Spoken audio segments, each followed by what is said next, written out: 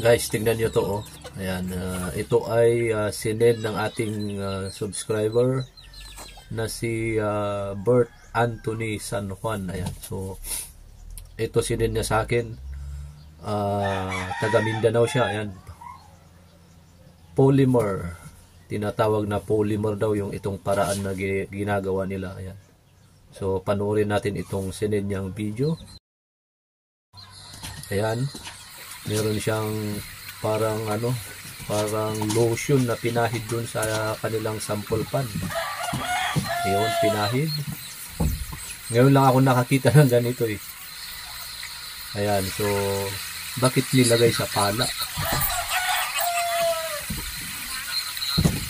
Ayan.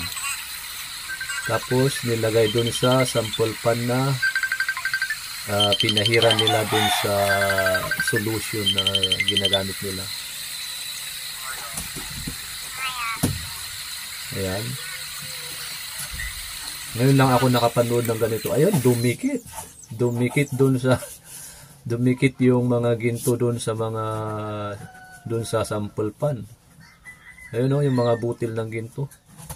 Hindi ko alam kung legit ito o hindi kasi ngayon pa lang ako nakakita ng ganito.